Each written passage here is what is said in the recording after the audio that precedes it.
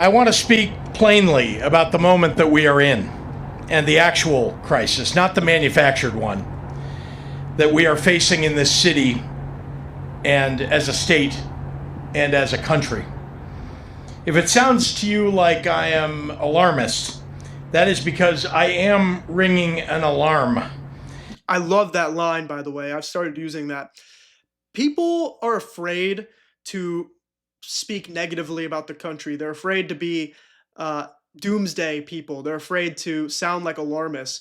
But enough is enough. There is a crisis happening right now. And if you aren't sounding the alarm, then you are naive or you're not paying attention. One that I hope every person listening will heed, both here in Illinois and across the country. Over the weekend, we learned from the media that Donald Trump has been planning for quite a while now to deploy armed military personnel to the streets of Chicago. This is exactly the type of overreach that our country's founders warned against. By the way, they're going to be armed. Yet, National Guard, they cannot attack American citizens. That is immediately a offense that gets you removed from the National Guard, probably arrested. And by the way, what's the point of having weapons then? Well, it's purely for intimidation. But I spoke to veterans that I know, and the reality is people get discharged all the time in the Army, in the National Guard, etc., for accidents, for negligence. You know, say you're a troublemaker and you're in the National Guard and you do something stupid during boot camp, or you do something stupid at your base, you're fired, you get discharged, right? So what happens when you give National Guard weapons that they don't normally carry around, and they certainly don't carry around the streets of Chicago to stare at American citizens, and one of them gets offended by a citizen who's protesting, shots are fired? We're looking at another Kent State, Ohio situation. And it's the reason that they established a federal system with a separation of powers built on checks and balances. What President Trump is doing is unprecedented and unwarranted. It is illegal. It is unconstitutional. It is un-American. That's the huge point. No one from the White House or the executive branch has reached out to me or to the mayor. No one has reached out to our staffs. No effort has been made to coordinate or to ask for our assistance in identifying any actions that might be helpful to us. That's the real piece of evidence you need to take away from this. If they were serious about solving crime, if the Trump regime actually cared about finding solutions for crime, they would be working closely and coordinating with the people in the city that they're about to take over. But the fact that they're doing this so sneaky, so much like a surprise, that's how you know that it's not really about solving crime, is it? Local law enforcement has not been contacted. We have made no requests for federal intervention. None. We found out what Donald Trump was planning the same way that all of you did. We read a story in the Washington Post. If this was really about fighting crime and making the streets safe, what possible justification could the White House have for planning such an exceptional action without any conversations or consultations with the governor, the mayor, or the police? Exactly. Like, if this was really about solving crime, then why were you doing this for weeks, if not months, in secret, without any conversation with leadership in that state? It's fucking obvious. Let me answer that question. This is not about fighting crime. This is about Donald Trump searching for any justification to deploy the military in a blue city, in a blue state, to try and intimidate his political rivals. This is about the President of the United States and his complicit lackey, Stephen Miller, searching for ways to lay the groundwork to circumvent our democracy. I like how he called out Stephen Miller. And by the way, it's not just about intimidating political rivals in a blue state. He's doing this conveniently ahead of the midterm elections to show that he is willing to put troops in cities at voting sites. When I spoke with Governor Gavin Newsom, he said the same thing. By the way, say what you will about Pritzker and Newsom. Do I think either of them should be the president? No, we're going to have a primary. We're going to figure out who's going to be, the nominee for the Democrats and who's actually going to stand up for the working class. And someone is going to have to prove that. But these two governors at least are finally calling it like it is. Donald Trump is going to have the military at voting sites. He's going to have ICE agents at voting sites to intimidate people. Militarize our cities and end elections. There is no emergency in Chicago that calls for armed military intervention. There is no insurrection. There is no insurrection. Like every major American city in both blue and red states, we deal with crime in Chicago. Indeed, the violent crime rate is worse in red states and red cities. Here in Chicago, our civilian police force and elected leaders work every day to combat crime and to improve public safety. And it's working. Not one person here today will claim we have solved all crime in Chicago. Nor can that be said of any major American metro area. But calling the military into a U.S. city to invade our streets and neighborhoods and disrupt the lives of everyday people is an extraordinary action, and it should require extraordinary justification. Look around you right now. Does this look like an emergency? Look at this. Go talk to the people of Chicago who are enjoying a gorgeous afternoon in this city. The people of Chicago are not going to appreciate this, by the way. I'm referring to Donald Trump's takeover of Chicago. This is not going to go well for anybody involved. Ask the families buying ice cream on the Riverwalk. Go see the students who are at the beach after school. Talk to the workers that I just met taking the water taxi to get here. Find a family who's enjoying today sitting on their front porch and ask if they want their neighborhoods turned into a war zone by a wannabe dictator. Ask if they'd like to pass through a checkpoint with unidentified officers in masks while taking their kids to school. True. Crime is a reality we all face in this country. Public safety has been among our highest priorities since taking office. We have hired more police and given them more funding. We banned assault weapons, ghost guns, bump stocks, and high-capacity magazines. We invested historic amounts. By the way, if Trump and this fascist regime, if they were serious about actually solving violence and crime in this country, they would be going after the gun industry, the NRA. People are killing each other because we have guns on the streets, and you are instructed to buy a gun to protect yourself from other people's guns. So no wonder there are parts of this country that are just a killing field. And by the way, the entire Republican Party is compromised by the NRA. The NRA has their pockets filled with Republicans. And so, of course, they want us to kill each other. They want us to kill ourselves. I actually appreciate that Pritzker has made it clear that they're banning weapons so that people don't buy guns that are used to kill other people. But oftentimes you see people buying guns in red states and then taking them to crowded, popular areas. Because in certain states, you can buy a gun easier than you can get your driver's license. You need a license to operate a car, right? Why don't you need something like that to use a gun? Into community violence intervention programs.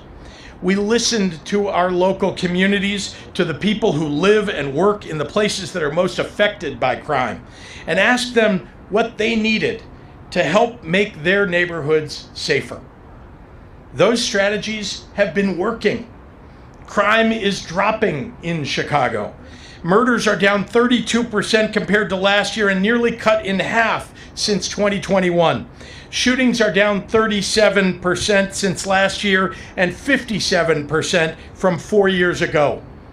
Robberies are down 34% year over year. Burglaries down 21%. Motor vehicle thefts down 26%. So in case there was any doubt as to the motivation behind Trump's military occupations, take note. 13 of the top 20 cities in homicide rate have Republican governors. Also, it's funny to hear MAGA Mike Johnson, the Speaker of the House. He's always got California in his mouth. He's got blue states living rent-free in his head. His own area of Louisiana, The homicide rate is triple, quadruple, sometimes 6 times the amount of other blue areas in the country. People are killing each other where Mike Johnson's from. And he does nothing for his constituents. The only thing he does is unzip Donald Trump's pants and say, "Yes, sir, I'm ready." None of these cities is Chicago. 8 of the top 10 states with the highest homicide rates are led by Republicans. None of those states is Illinois. Memphis, Tennessee, Hattiesburg, Mississippi have higher crime rates than Chicago, and yet Donald Trump is sending troops here and not there? Ask yourself why. If Donald Trump was actually serious about fighting crime in cities like Chicago, he, along with his congressional Republicans, would not be cutting over $800 million in public safety and crime prevention grants nationally, including cutting $158 million in funding to Illinois for... Wait, are you telling me Donald Trump is defunding the police? They say that the Democrats are trying to defund the police, that they're trying to abolish the police, which I agree, we need serious reform. But are you telling me Donald Trump is defunding the police? No way. Violence prevention programs that deploy trained outreach workers to de-escalate conflict on our streets. Cutting $71 million in law enforcement grants to Illinois. Direct money for police departments through programs like Project Safe Neighborhoods, the state and local anti-terrorism training program, and the Rural Violent Crime Reduction Initiative. You're telling me he's defunding police stations, terrorism initiatives? What? Donald Trump is the defund? I thought he was the Blue Lives Matter president. Everything that happened on January 6th, though, when those cops lost their lives because they were beaten by MAGA Trump sycophants, that wasn't part of... I mean, I thought Trump was the back the blue, sir, yes, sir, president. What are you talking about, Pritzker? Cutting $137 million in child protection measures in Illinois that protect our kids against abuse and neglect. Trump is defunding the police. True. To the members of the press who are assembled here today and listening across the country, I am asking for your courage to tell it like it is. This is not a time to pretend here that there are two sides to this story.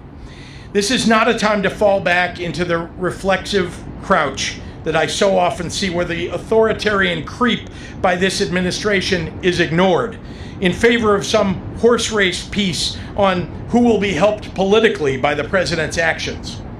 Donald Trump wants to use the military to occupy a U.S. city, punish his dissidents, and score political points. If this were happening in any other country, we would have no trouble calling it what it is, a dangerous power grab. That's what I was saying earlier, by the way. Imagine this was all happening in, let's say, China.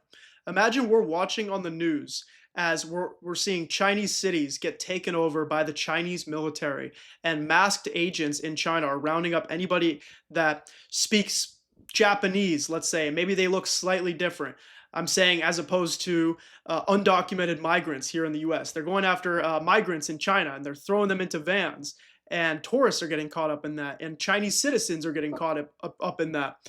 We would see that and we would go, I'm not visiting China. That looks horrible. That looks like a fascist communist state, whatever you want to call it.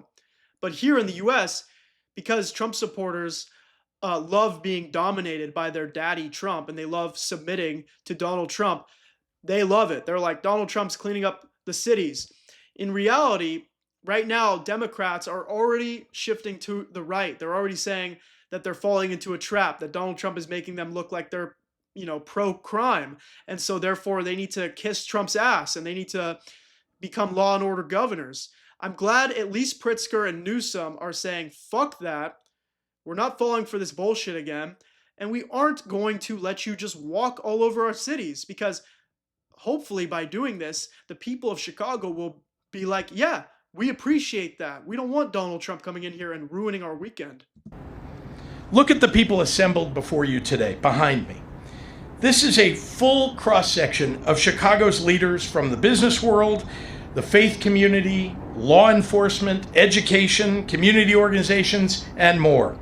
We sometimes disagree on how to effectively solve the many challenges that our state and our city face on a daily basis. But today we are standing here united, in public, in front of the cameras, unafraid to tell the president that his proposed actions will make our jobs harder and the lives of our residents worse. Earlier today in the Oval Office, Donald Trump looked at the assembled cameras and asked for me personally to say, "Mr. President, can you do us the honor of protecting our city?" Instead, I say, "Mr. President, do not come to Chicago."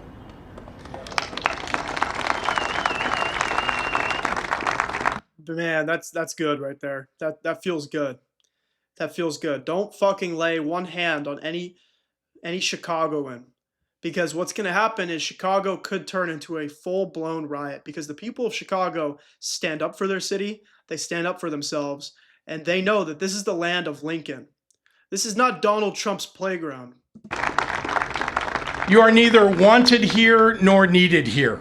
Your remarks about this effort over the last several weeks have betrayed a continuing slip in your mental faculties and are not fit for the auspicious office that you occupy.